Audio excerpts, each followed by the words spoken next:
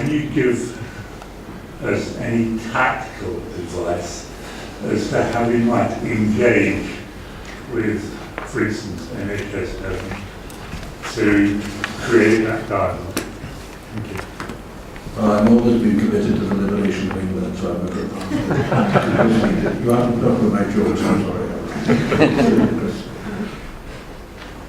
Yeah, I mean, just to say that I think, and Ruth touched on it, both our minister and also, you pick up from Roy Stewart, the DEFRA ministers as well, they keep saying to us civil servants that evidence-based policy is key. And we were talking last week in a council estate in Wrexham, which has got 3 generations of unemployed.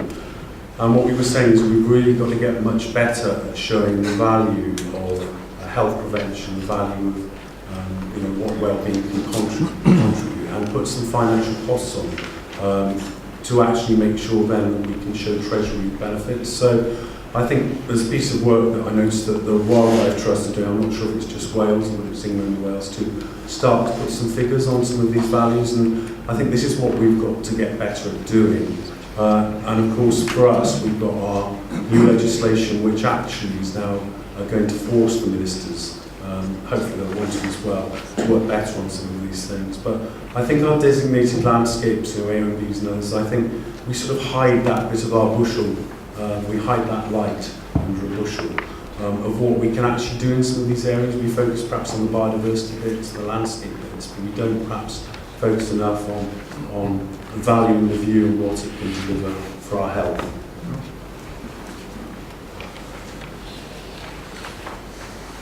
Thanks very much.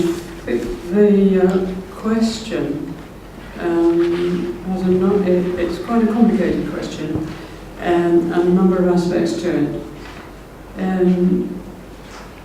The case for prevention and the costs of prevention have been explored by NICE, and they have evidence to show that there is orders of magnitude difference between the economic benefits you get from a preventive intervention as opposed to not doing that and requiring treatment and so on. So that there is an evidence base already. And actually, people get it. But there's another separate problem, which is about getting people's behaviour to change. And getting behaviour change within the NHS is hugely difficult. There are all sorts of constructs to mitigate against that. Some of them are very big ones, they're professionally embedded, and they're part of professional mindsets. So they're a big set of issues. However, I think things are getting to the stage where there's going to be no option, because the burden is frankly toppling the system over. And unless people begin to understand that if you don't put effort into preventing the illnesses in the first place, we're all going to collapse one way or another. I think that's the message that we need to convey. This is really serious. And when you've got the sort of figures around obesity, for example, that I quoted, a quarter of reception class children, we're really in big trouble. And I do think there's scope. And what struck me is there's so much happening already. There are 1,000 flowers blooming. And I think if we can get this systematised and brought together in some way, it will strengthen the message, which is why I said I think we need some kind of national systematic register, some kind of national systematic process around this.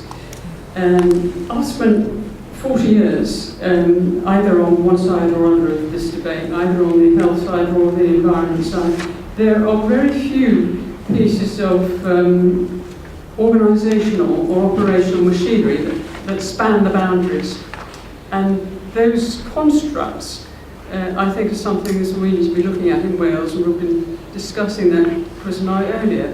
It's not been there. The 1,000 flowers blooming at local level, are very right, because actually you need bespoke solutions for for certain situations, and I think it's right that happens. So local solutions are really important, but there is a bigger thing, which is about the mindset for change, and it's at all levels, and particularly so within the NHS. I just think we can but show the way. This conference is a very good illustration, and it's a very significant step in the right direction. Go on talking about this for 3 days, and I'm sure we will. But I'm going to hand over now to Howard, who knows far more about this than I do. Thank you, Ruth. I think there's probably little I can say around evidence that hasn't already been said. What I would say is that something that Ruth mentioned earlier on in her talk was about we have an instinctive feeling here that actually a high quality environment is good for our health, and we have to ensure that politicians feel comfortable brigading that and actually supporting that sort of approach. Yes, we need to rely on data, yes, we need to pull stuff together. I think at the end of conference, if we can have committed to actually pooling what's going on nationally into one spot, that would be a real achievement. But we mustn't get hung up necessarily on the data when we know we have an instinctive response to this. So it's about engendering some confidence in that instinctive message. I think the only other thing I'll say on top of that, and this is a practical solution, is if you remember back to when Lord de Morley was our minister, he was very keen to write to other ministers of the cabinet in order to raise the value of his portfolio. And I think there's a lot to be said in trying to engender a cross-cabinet discussion. And we could do that in England as well as doing it in Wales, where we've got good support from our ministers. You know, how long we're going to hang on to Rory Stewart, I don't know at the moment. But if we can get some kind of commitment to get those discussions across cabinet, then I think we would have done something very valuable. One other final point, Chair, if I can. You know, think about your next round of management planning. Who are you talking to? I mentioned it earlier on. You know, we're here as a conference. There are very few of us with healthcare background. How do we bring them into the discussion? How do we engage them with the planning process so they know what it is that we're offering? Because if we don't bring them to the table, we won't even have that opportunity. Thank you. Do you want to comment on the response, or please? Very briefly, tactically it is, as you're right, very difficult to break into the NHS system, but I agree it has to be local and tactical. I guess therefore we need to find, perhaps through the Devon Nature Partnership, we need to find a way of engaging Devon Partnership. I can't think of any other practical way of doing it. At the end of 3 days I might have found them. Thank you. Well, I do think in these cases that central intervention can be very useful, which is where we started with our piece of work we're doing now. One of the lines, the most important mantra, is working across boundaries. That means physical boundaries as well as departmental boundaries, and reporting not to one minister but reporting to the whole cabinet. And if you can get that, then you can get a response. Yes. Thank you. Thanks. I'm Ed McAllister Smith. I'm a Secretary of State Appointment on the Cotswolds Conservation Board. And I've been retired from work for 3 years, but before that, for 13 years, I was the Chief Executive of the NHS. And so I've seen whole chunks of the NHS. So I'd like to respond to a colleague and commiserate with New Devon, which has been one of the basket cases of the NHS for a number of years, I regret to say. But I think there are signs that it's coming out of it. If I can make 3 points. One is that a number of years ago there was a review of funding for the NHS run by a gentleman called Wanless. And Wanless's review had a number of different scenarios, one of which was, and the most optimistic was, that we needed to engage with the population so that the population's behaviour changed, so that the preventative agenda that Ruth was talking about actually becomes reality. We're quite a long way away from doing that, and I still think that's highly relevant. And one of the ways in that, so again to respond, I think there are two suggestions I would make about ways of going forwards. One is that we need to work at a kind of political level with local authorities through health and wellbeing boards. It's quite difficult to engage health and wellbeing boards, but it is possible, and I think over time we need to get elected elected politicians to take this issue really seriously. And I think some of them get it and some of them don't want to think about it. I'd say one other thing though, which I think is quite optimistic at a very practical level and that works at a very local level. Certainly my experience of conversations in the Cotswolds with GP practices has been that individual GP practices are actually very keen to get involved in this. They absolutely see the sense of it. And in many GP practices, there's now a process called social prescribing, which is prescribing but without a drugs pad in front of you. It's prescribing for other things, which include a whole range of things to do with loneliness, to do with exercise, to do with learning new skills, those kinds of things. That social prescribing is something that's becoming quite visible to general practices, and I think to connect healthy walks, for example, in the vicinity of GP practice to that practice is something that many of them will absolutely grab with both hands, and the practical offering that we can make as AMPs is actually to help with mapping out walks and those sorts of things. So I think there are some practical things to do. I know it's difficult, but it's not impossible. That was very helpful, thank you. Very positive. Yes.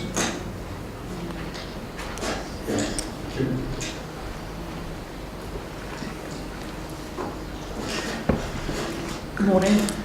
Jane Davis from the Cornwall area of outstanding natural beauty, previously of the Brecon Beacons National Park.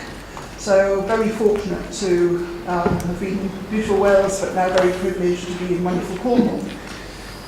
The Brecon Beacons National Park was established back in the 50s. It brought the common man out of the Welsh valleys, out of industrial Welsh valleys, into open spaces. That was part of the reason for it being given the status. We are now talking 66 years later about the benefits of the natural environment on health and well-being. When this was talked about back in the 50s, what has happened in the intervening period? Well, I will give my brief summary because I've lived in not the Brecon Beacons, another national park all my life. It's because we not really understood the concept of what we had, and because we've operated it lately as a restricted planning regime rather than as something which is open to both the resident population and the visitor population. And that's just a start. Thank you. I'm going to thank you, Jane, for that easy question. I'm going to a very, very quick answer, and I'm going to use something that Ruth used. I think one of the problems we've got, having had a family that grew up in the valleys for generations and generations in the most horrendous living conditions, doing the most horrendous jobs, they were very, very much part of that landscape. They were very much part of the landscape. They were under it for most of the time. They were picking bits out of it for most of the time. They don't do that any longer and haven't done for generations. And I think the point is that they may well have been part of that landscape from the end of the 1800s right through to the 1950s and 60s. From then on, they became bystanders, which is the phrase that I think Ruth used. And I think the majority of people are bystanders. And in being a bystander, we fail to not only understand our role within that landscape, but also fail to reap some of the rewards that come with being part of that. So I think we've got a big job to do in order to realign people, work with people to ensure that they are part of that landscape, not bystanders. And that also hits on this issue of loneliness and isolation. I think people feel divorced from a lot of the processes that go on, that take place. So we've got a huge opportunity, not just around the management planning process and the way that we bring people into decision making. But I think there's a big job to do around pulling people away from being simply bystanders. It's a really interesting question, because 50 years ago, we weren't really thinking about evidence. We didn't need evidence because we knew it was the case. My grandmother used to say to me, get your coat on and get outside. And I used to wonder what her motives were. But actually, she did genuinely believe that fresh air was good for you and being outside was good for you. What's happened is we have so many more choices now about what we can do with our lives, what we can eat, what we can do on leisure time. And it's interesting that has happened at the same time as the need for evidence has grown. It's almost as if we're going to have to justify ourselves in the range of possibilities that this is equally or better for you than other things. We need to find evidence to show that. But it's intuitive. So I think what's happened is the range of opportunities for people has increased. But there is another factor, and that is actually one of the biggest difficulties for,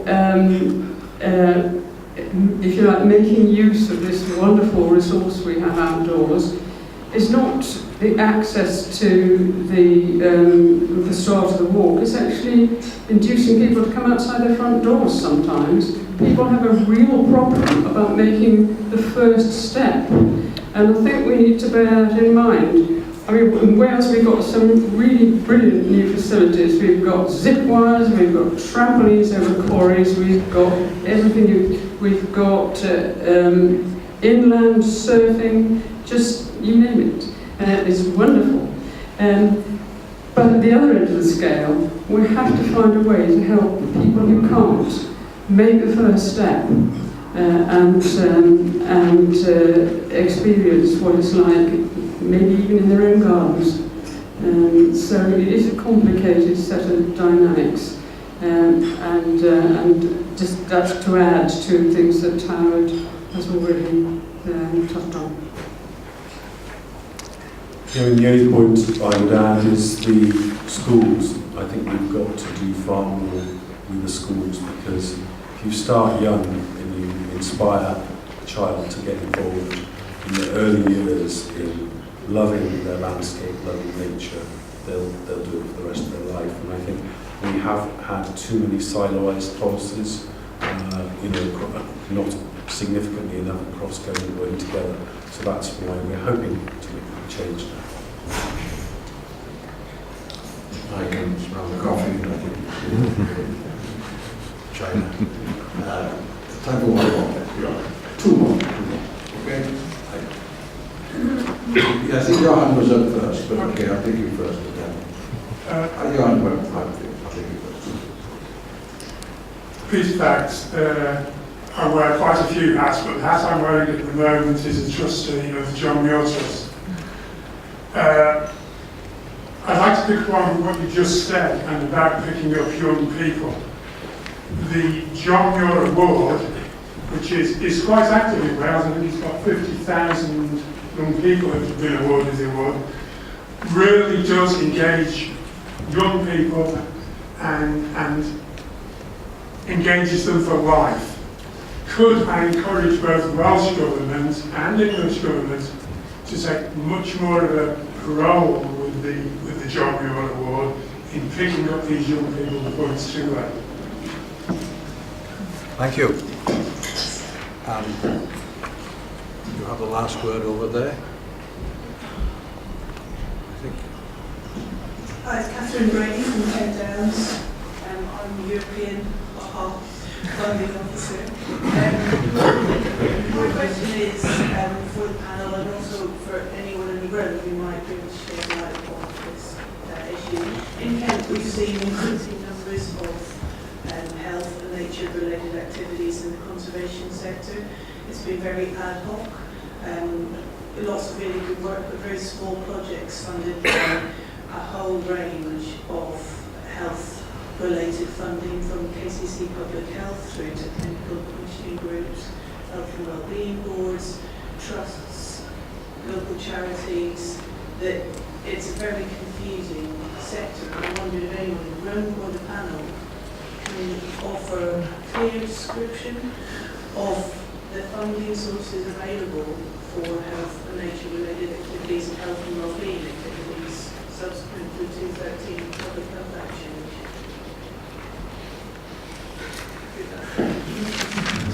That sounds like Howard. I can't answer that.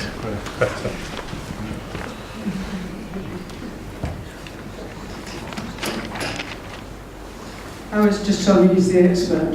I'm not at all, and I'm going to be very honest here, in that I don't actually have any. I can't point you in any particular direction. I'm hoping that by the end of the conference we might be a bit better off knowing where we're heading, but I can't answer that at all. So I apologise for that.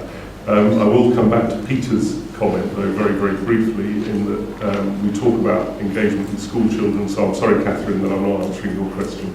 We talk about school children. I'd be really interested to hear over the course of the next 3 days whether you feel there's any mileage in our involvement, a closer involvement with the Eco Schools movement and the councils that exist in schools, because I've personally been involved in 3 of them, and the quality of the thinking that goes on at junior school level around sustainable development and the relationship between society and the environment is really well formed, and I think we can probably do something very productive there. So I'm responding to Peter's question. I can't answer yours, Catherine. You may be better off asking others in the room.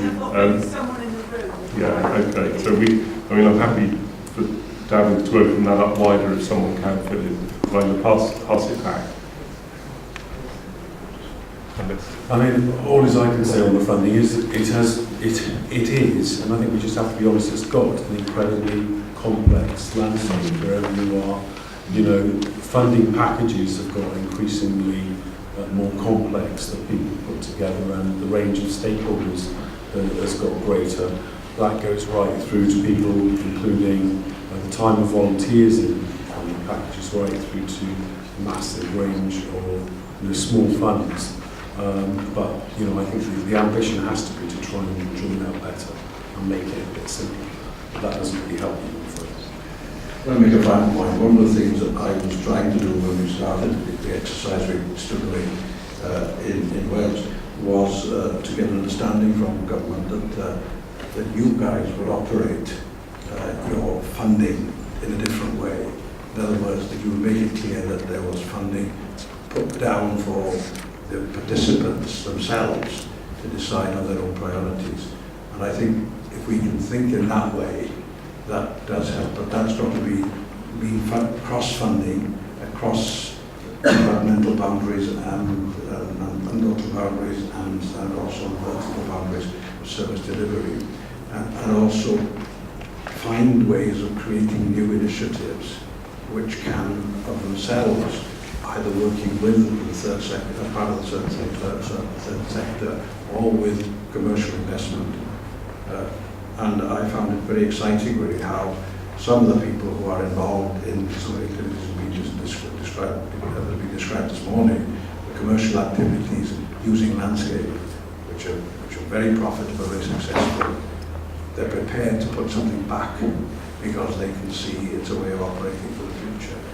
And if you think of the numbers of young people going to a zip wire or going trampolining underground or whatever they may be doing, and what that benefit is for the future for those commercial undertakings. There is pressure there where there can be cross-funding from the private sector as well.